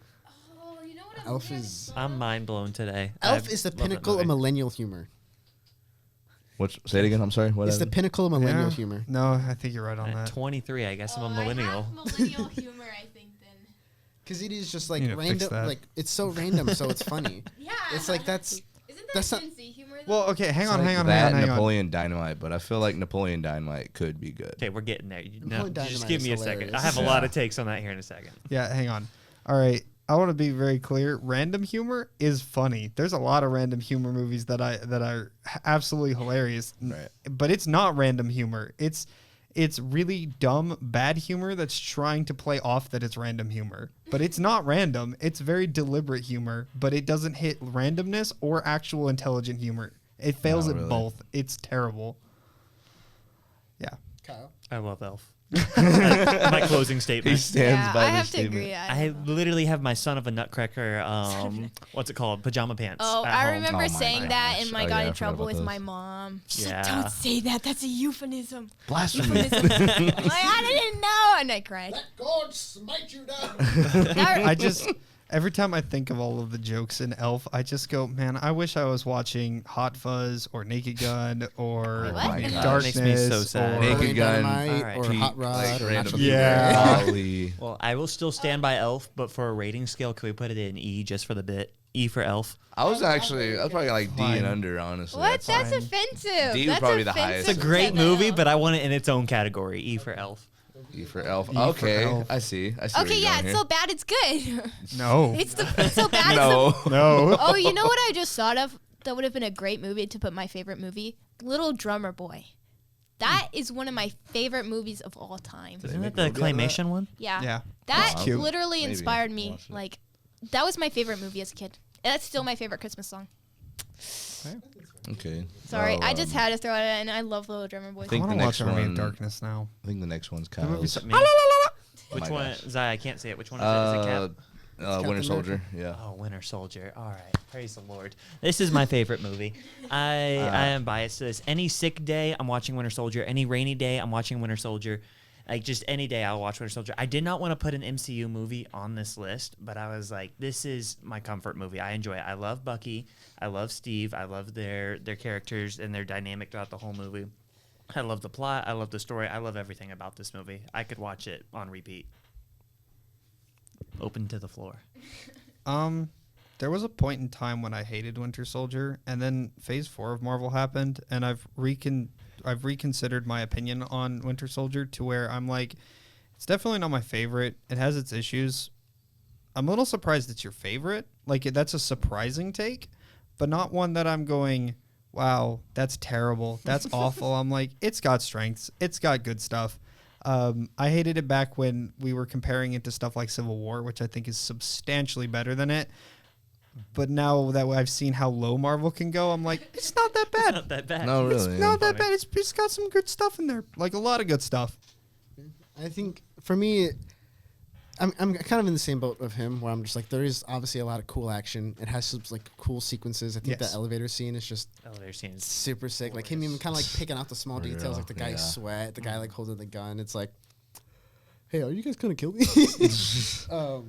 It's like you said, there's some really cool moments. I do think it has some pretty substantive holes in it at times, but like I'm not too surprised that it's your favorite because I can. enough. I can see it. He can just see. Well, okay. Like, I love gonna Captain die. America. I love all three Captain America movies. I don't care what you say. The first Avenger is underrated. I was just about to say. That I just didn't want to put more MCU on my list. I'm trying to grow and broaden my horizons. but like that you see in the corruption of Shield. You're seeing Bucky return in that whole new dynamic that starts to get what is it? I guess I strengthened. really like Bucky. Like I love Bucky. Right, really? Yeah. So sad what happened to that, man. Yep, great movie. Yeah. No, I agree. I big fan of I'm a big fan of. I think the first Avenger is a solid movie. That one's my comfort film, the first Avenger. Yeah, I'm shocked because everyone I talk with is like, "Oh, I hate this movie. Like, I don't it's know terrible." why. And I'm like, "No, I I love." If you were to pick one of the original, excluding the Incredible Hulk, because That doesn't count, yeah. But if you were to pick one to be like the bad one, it's Thor. Easy. It's just kind of boring and nothing. But no, Yeah, I wouldn't Someone say that didn't was bring the a best tripod, so one. there's a Yeah, bunch of but touchdowns. I didn't think it was that bad. But then again, it was one of those I didn't think it was the greatest either. yeah. Yeah. Yeah. I definitely liked Iron But- Man more than it, but I wasn't sitting there like, Wait. oh, first Avenger was terrible. Wait, you're talking about Winter Soldier? Or you talking about Thor? Because I was talking about Thor. Yeah, no, I'm saying of okay. the original Anything's ones, better like Yeah, the okay. original ones being like Iron Man, First Avenger, and Thor. Okay, yeah. I was like, I think Iron Man is my favorite out of those, and I think the best of them. But like, First Avenger is solid. It's really good. I don't blame anyone for picking it over Iron Man. Truthfully, Were you a Team Iron Man guy? of course I was. Team Cap, babies. Yeah, Team we- Cap all the way. There, I think it was like a year or a year and a half ago. I don't remember, but I started making a list of like a bunch of MCU movies that I hadn't seen, and I think I started with Captain America, First Avenger, and Winter Soldier. First Avenger was different. It was all right, but then again, I feel like with me having already gone through like Endgame, and then I watched Multiverse of Madness, and how much of a cluster that was, and then everything after that, and I had Ant-Man and the Wasp and Quantumania. That is the only movie I've wanted to walk out of the theater on was Quantumania. I know, I y'all. hated that I know movie. you told me because the whole esports team except me was invited. Which I mean, I guess y'all saved me enough for that. But King should not be losing to ants. but I That's feel like stupid. after going through all of that, Socialist ants. I feel like Winter Soldier might be one of my favorite MC movies. Just because I mean, it's not my favorite, but it is up there.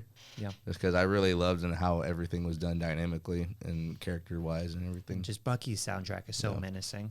If I heard that in the middle of the night, I'm peeing myself. Like, I also really think he has like a really cool design because like typically in the comics he had like the eye mask, but like with the Yeah. MCU they kind of just like updated it a little bit to where it's still obviously recognizable as the Winter Soldier, but you kind of have like the glasses, like the face so face cool. masks, like stuff like that. I think is sick. Thank you. Yeah. Okay. Banger design. I'm just glad. I overall. agree. I think Bucky, like they said, I think there's a lot of strengths in the movie. I think Bucky's design up until it gets revealed as Bucky and then he loses the face mask. I love it. I think he's so cool as this like secret assassin who's kind of unstoppable and can rival Cap.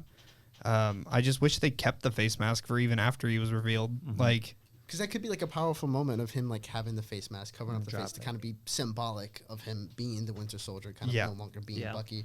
And up until that last fight where it gets taken off again and he has to confront Cap, who's like, I'm not going to kill you. I yeah. can't do this. Like, I'm with you to the end of the line. And it's like, okay. Anyway, I said let's put it below Speed Racer, A tier, but bottom of A tier. I can live with that. Yeah. I mean, I don't know, Speed Racer. I'd put it above Speed Racer. I probably personally, but- either above or after. I don't but know, A is Speed Speed probably- Racer's though. fun though. I love both movies. I'm going to put it below. Speed Racer was a mythical pool. I was not expecting that today. It's definitely a movie I hold close to. It's definitely a more emotional pick than it is an objective pick, but Yeah, your next one is Is Ferris it- Bueller's. Yeah. All right. Terrible movie. I hated it. I turned it off, actually. I never finished it. I put it in the same category as Napoleon Dynamite, where it's just like nothing's happening. wait. What's going on? What's your opinion on Napoleon? I actually hated that movie as well. I Okay, was so- Real. I was bored out I'm of going my to ask you to mind. leave, you too. All right, I'm gonna 'Cause stop I'm sitting- recording now so we can beat It- the everything crap. Okay. Because to me, it jumps from one scene to the next. There's no plot, nothing's progressing. Like, it's a fun movie, don't get me wrong, but I wanted to go in expecting a story. Like, this was a high-praised movie. I thought it was going to be great. I literally had just watched The Truman Show right before I watched it, and Truman Show was incredible, and I was heavily disappointed. So I was just kind of like, I don't like it. It's overrated. I'm of the same opinion of Napoleon Dynamite. Absolutely not. It is in the same tier where we disagree. Is it is in the same tier as Elf for me. Where if someone put it on, I would probably leave the room. Like, I would actively avoid watching that movie. Not just like not going to willingly. I will actively avoid watching those movies. Yeah. I think okay.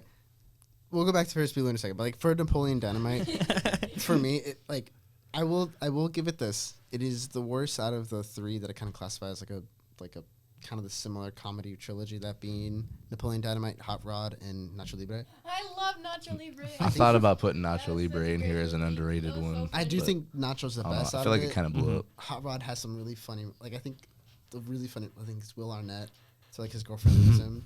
He's like, babe, babe. He just had to, babe, please. Oh my god.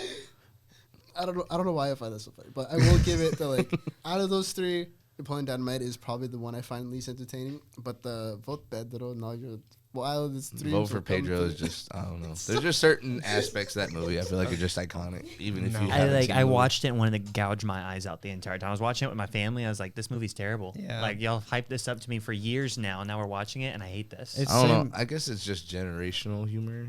I guess. I didn't crack not multi, but yeah. Yeah, I did not crack a smile during that film. Never have. I've never laughed at a single joke. And The only funny one was, Tina, eat your food, you fat lard. Other than that, I'm like, the movie was stupid.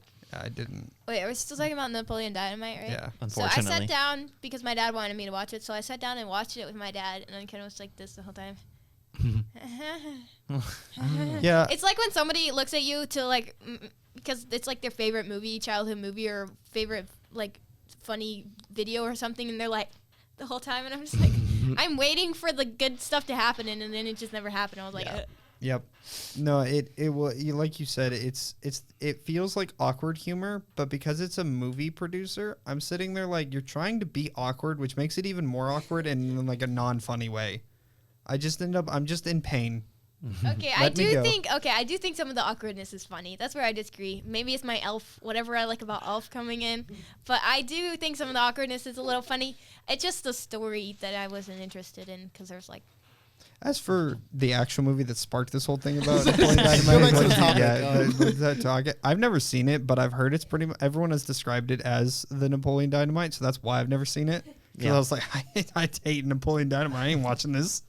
I wouldn't put it as like Napoleon Dynamite, but I think it's just because I feel like Ferris Bueller.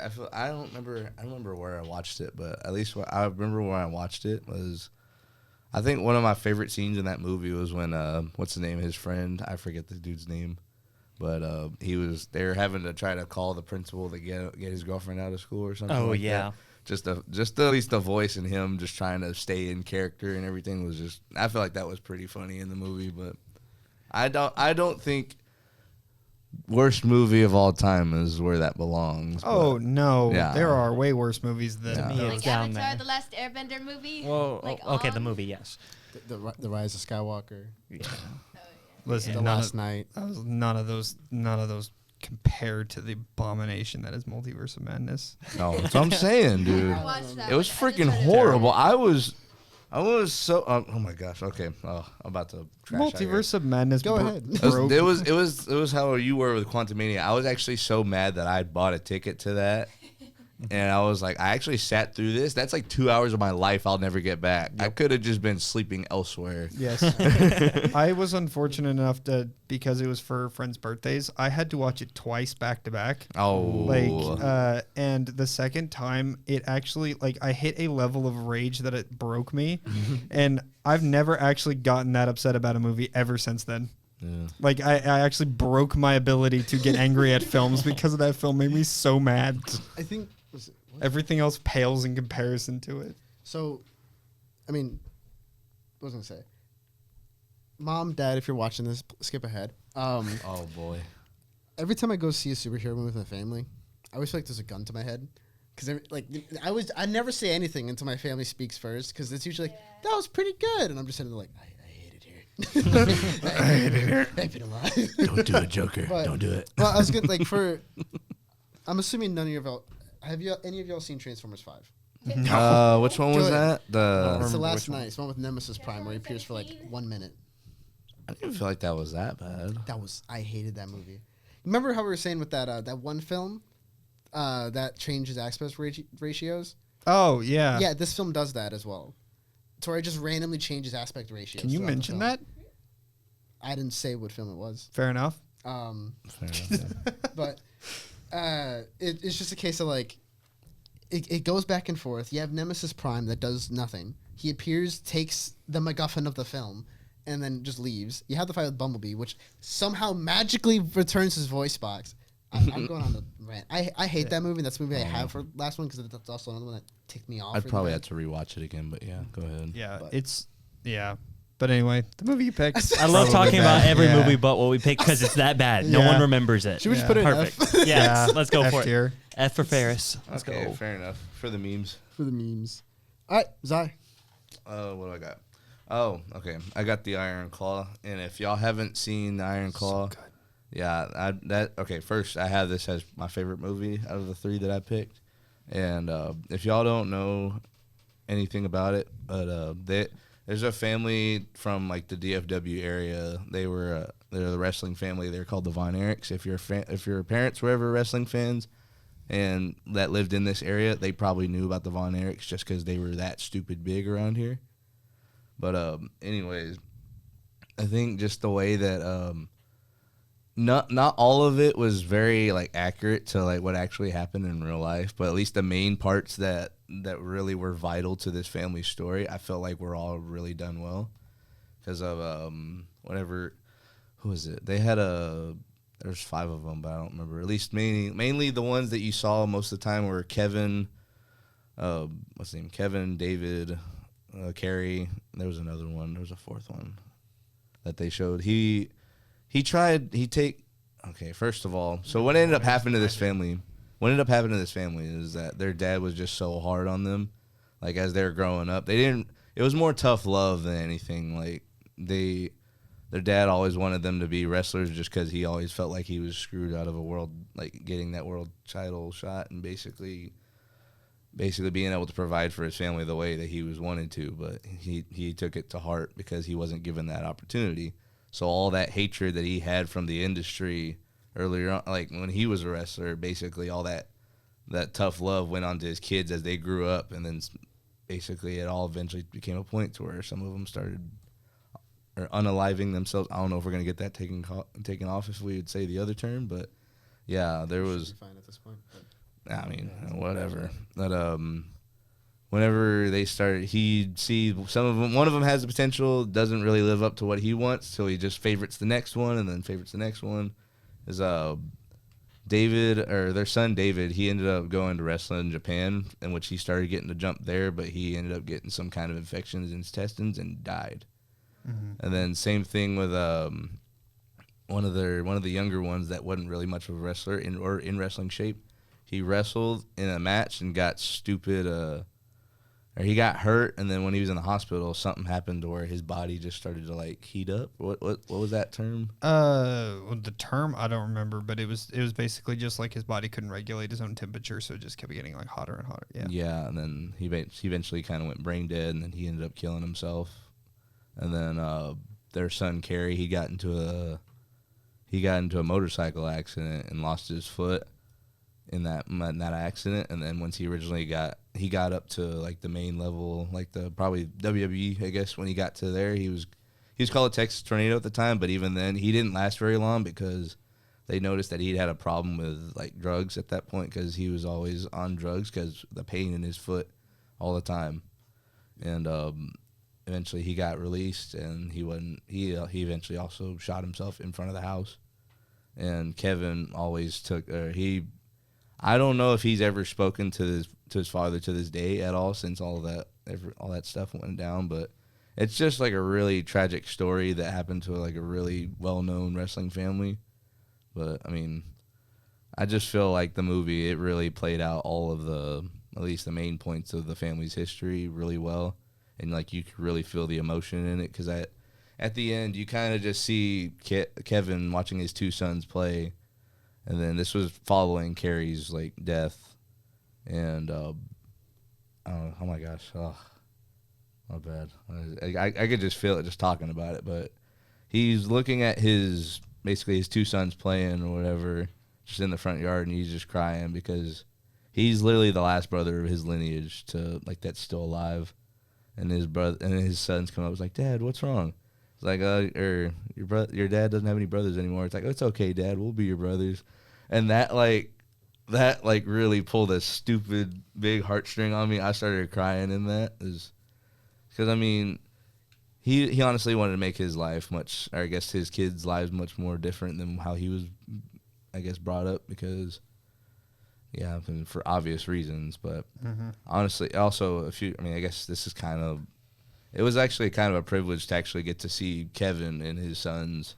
Because I went to a wrestling show like a few years ago where they basically made that like their live TV debut or something like that. It was pretty cool. This was around the time when the movie was coming out, but still, I'd say it was pretty cool to watch Kevin go in there and do, like, I guess the Iron Claw would be his finisher. But that's basically what their finisher is, the Iron Claw, if you get it. But yeah, it's just something cool. Like, if you're from Texas and you knew about the family's history, it was something cool to watch. But yeah, even though I'm not from Texas and I didn't know that they were even from here. I knew it was a wrestling family and it's based on true events, but it was just solid. It was a really good movie. Yeah, I was like, as sad as it was, I felt like everything was done very well.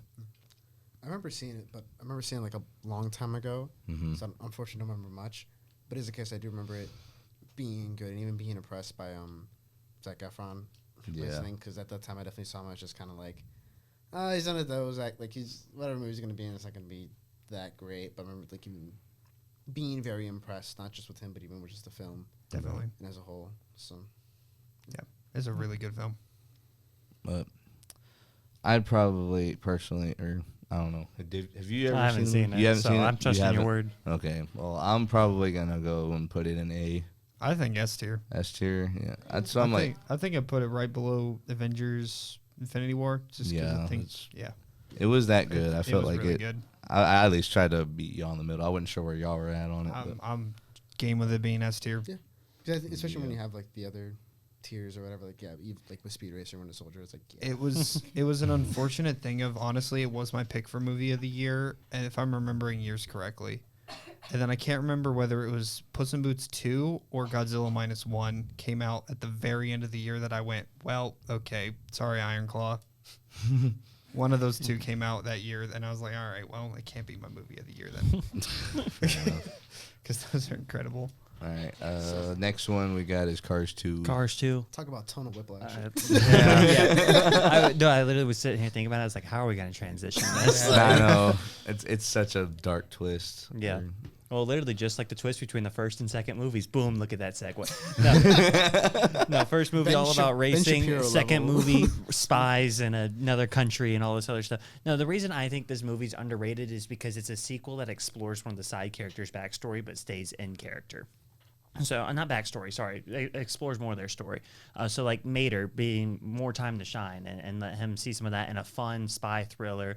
I think if the third movie was never made, it was Cars 1 and Cars 2, would have been great. It would have been different, would have been fun, it would have been something else. I think most people's complaint is that it's not racing, but I feel like they fulfilled that in Cars 1. They finished up, they started doing the Mater's Tall Tales, the tunes after that. And so now it's kind of like, oh, this is fun series to keep McQueen it going. had dementia quite literally the whole time. You was there too. No, I think the third movie was a He knows. grab. Yep. I love those memes of like Mater is like one of the most powerful fictional characters because he can just go by like, you was there too. Just Remember appears out of nowhere. McQueen? He was there too. Now all of a sudden you're in Vietnam. Yeah. No, but I remember seeing Cars 2 in theaters with my family on a vacation. I'm like, this was a fun movie. I walked away loving it. I didn't realize until like years later people hated it. I really enjoy it. I think It's weird because I have a really strong fondness for Cars 1, and so it is strange because I wish they would have gone down a sequel of, I was really wanting to see more McQueen and his prime and how he was taking his lessons from Hudson and those sorts of things. So not having that is a disappointment, to be sure. But as like, if you just take the movie as a standalone, I think it's fine. It's just there is that added bit of like, it is kind of not a great sequel to the first one because there is a whole story that McQueen could be having that he doesn't have, and Mater gets a lot of cool character work, but honestly McQueen is not great in that film. and especially because I went to see a Cars 2 movie because of McQueen, then to have him not just not be the main character, but also his characteristic not being really like a extinct, like it's not really like it's not really carrying on his legacy from the first movie. It's kind of almost like a small reset of his character. I'm like, it just doesn't sit right with me. So I personally am not the biggest fan of Cars 2, but not because I don't hate it either. And as a standalone, it's fine. Mm-hmm. So you're saying if they would have kept the trilogy of more of like 2 being a normal racing movie, explore more McQueen, 3 leave it as is, and then do like Cars 2 as like its own little thing. Don't even give it the 2.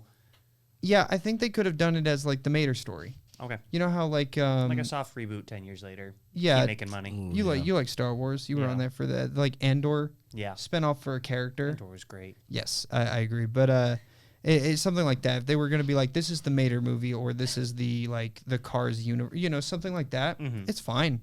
I just, like I said, I went to see Lightning's story extended out from the first movie, and then it wasn't, and it wasn't even there, and it's kind of done badly in the little bits we do get with him, and I was like, oh, okay. Mater's fine. He's great. He's fun. Mater's just Mater. He's living, Yeah, it's dog. his movie, There's yeah. not much you can do wrong with Mater. Star Wars kicking in, dog. But I felt like with Cars 2, it was one of those I really loved, I guess, just because as a child when I first seen it, it was really good. But now, like, processing as to, like, why did they go that direction? I felt like that one was, like, extremely just so far out of the random. water. Yeah. It was like, I feel like that could have just been done as its own thing, really, because, I mean, if you wanted to keep it racing, they went from, racing to spies and then back to racing, which was kind of odd. Like, how do you go... Cars 3, we don't need to talk about that. That's a whole disaster in and of itself. I wouldn't say a disaster, but it wasn't Good, wasn't the keep it greatest that thing way. in the world, obviously, but still, yeah. I mean, I feel like, at least with McQueen kind of ending on his own terms, that was a cool thing of it. But other than that, it wasn't the greatest movie in the world. But yeah, I just felt like Spies.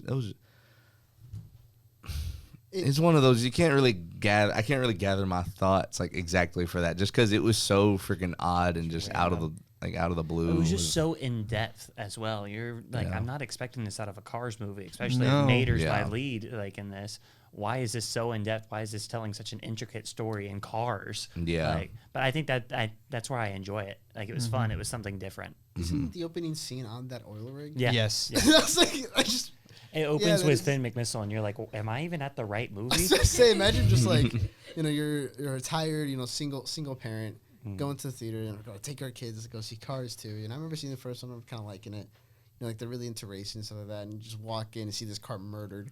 You just get murked right on screen within the first 5 minutes. But kind of like what you were saying, it's like if Cars 3 wasn't made, I feel like its reputation might be just a little bit better. Because it is a case of like, yeah, you're right. It does feel weird going from racing spy movie to racing, to where it's like it feels more out of place there. Whereas if it is just a duology, one movie focusing on lightning, one movie focusing on Mater, then okay, I guess it's kind of just its legacy. And yeah, kind of. It would be Yeah. better, but I still I personally would stand by that. I think the I'm sorry, that Lightning is done dirty in the second movie.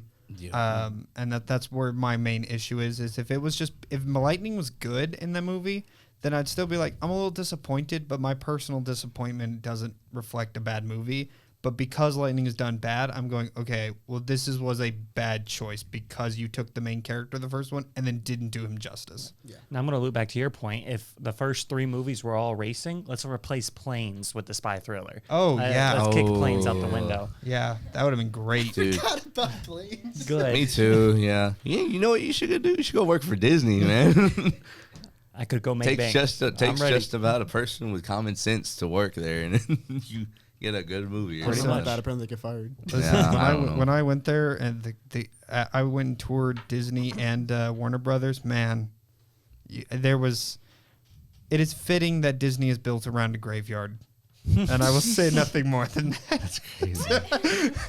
Is it like actually? There's like, a graveyard legitimately? in the middle of it, yeah. Oh wow, that's crazy. It's fitting. The Is atmosphere. that where like all the Disney people are buried, or just yeah, just anyone a who, random anyone who graveyard? leaks the plot of a movie. Ah. No, they it's the atmosphere there was just miserable compared to Warner Brothers. Was a lot more fun and uplifting, and people were happy to be there, whereas it did not feel like the average person just watching that was super happy to be at Disney. Mm-hmm. Yeah. All right. Where would you put? Let me see where the list is at here. Oh man. It's all over. Gone. Upon like first look, Alright. like with no context of the discussion, this list is insane. Yeah. Let's go B tier above Tintin. I'd agree with that. Yeah, we'll go with it. I'm being nice tonight. That's really what it is.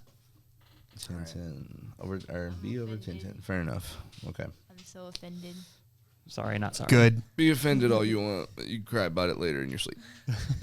No, I But- should have brought a better argument if I wanted it higher. No, it's okay. I almost threw. Not Should to have brought a leave better right here. movie. Oh. Nobody cares. Okay, I can't say that. Anyway. All right. I don't think I can say I think we're on our last one, and this one is my. This is Emperor's New Groove, and this one is my underrated film. Underrated. Yeah, because I mean, I don't know if it's just because of this generation, because there are so many kids now that don't even know like anything from this movie That's as to crazy. that like its existence. But I feel like that's just Top because tier of a movie. generation thing, because like it came out in like early 2000s, late 90s or something like that. I wonder if it would fall in the same category of The Thing. 'Cause Probably everyone it I've might be s- the same reason. Yeah, because everyone I've heard loves it, like that's seen it. It's just Mhm. it is underwatched. yeah. Like, not as many people know about It's one it. of those Really? because most of these kids are watching like Moana and I Inside Out absolutely love and them. stuff Pull like the lever. that. Wrong lever. Like Cusco, literally, that was my All the time. that was my vocal stem for like 2 or 3 years at that yeah, point. it's all coming Oh, together. Your yeah, but vocal I was about to stem, say what you did stem? that during What do you city mean? production. How No, did you oh, get yeah, here that too. before us? I don't know. How did we? By all accounts, doesn't make Right. sense. You find the poison, you find Cusco. Oh yeah, it's all coming together. The way you It's just just like that- eyeballed the camera there. During that. It was one of those like, I guess I don't know if it's just my thing for the older Disney movies, but I actually sat down and watched them. Like, you know what, this is like a really good movie, because I mean the message and everything was good, because of course with the way that Cusco, he grew up as, I guess he was gonna be king or he was just a prince. It's just the way that he's brought up. He kind of grows like that humility side along as he goes, like just being with is it Pacha or Pac? I don't remember how to pronounce I the want to say name. it's Pacha. I remember Pacha? being close to Poncho. But Yeah. not quite Pacha, yeah. Anyway, yeah, it's just kind of the way that he was arrogant and just not a very good person as a whole at the beginning, and then coming out in the end, like, he ends up having a heart. It's just like your typical like heartwarming kind of type of deal that they at the time that Disney was really good about doing. I guess just in that, and then also all just humor, Well, all the humor that they had in it.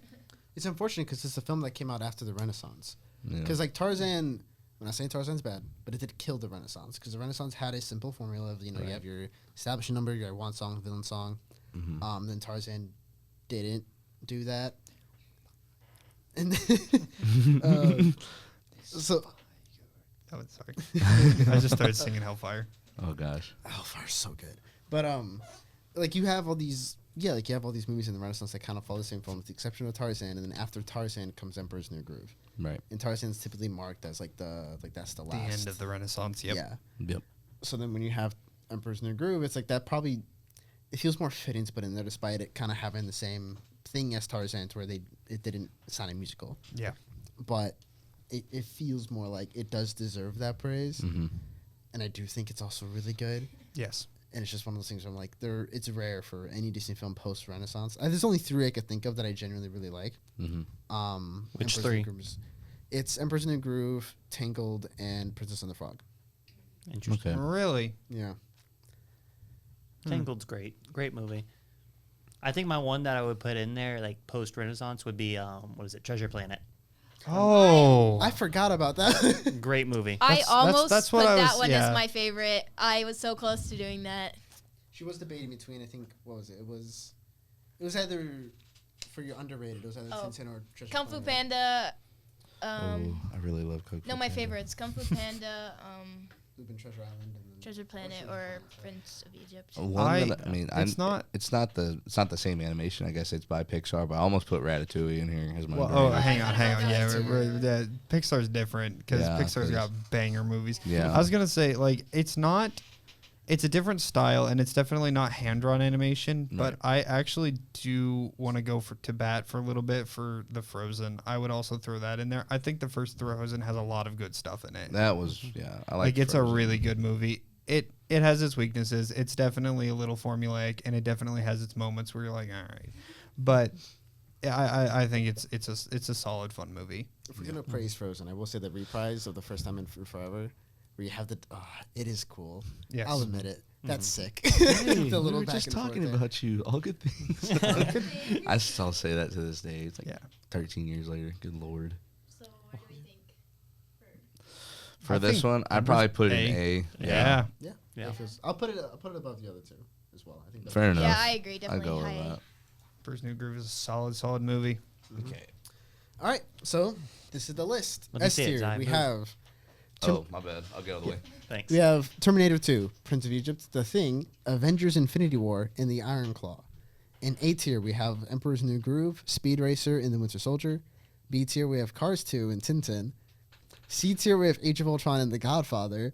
D tier, we have Avatar. E tier, Elf, and F tier, Ferris Bueller's Day Off. I agree. Except for Elf. Elf needs to be higher. No, Elf needs to just go and die in a hole, dog. Elf? No, I'm not gonna say that. I love Will agree. Ferrell, the but haha Elf funny can't. Elf goes in E tier, but truthfully it deserves F. Yeah, truthfully, it deserves B. Yep. A. Yeah, A. I don't. Yeah, Just kidding, I not can't. A. Let's go S tier. Let's put it above We'll T2. do a majority vote. Yeah, Elf is not it. Okay, next one. Well, I think that's Why it. for the final time? Maybe. Wait, are we not keeping this going? I think we should. We should. We should try doing the summer and then Let's see. yeah. Zoom Thank you. call podcast. Thank you so much for coming. Of course, thank you for having Fun. us. Yeah. Yeah. It was Yeah. fun. So adios. Later. Oh wait, peace out. Later. Supposed Okay. to go finally got adios it. and good night. Amen. That's all, folks. Good afternoon, good evening, good night. Good afternoon.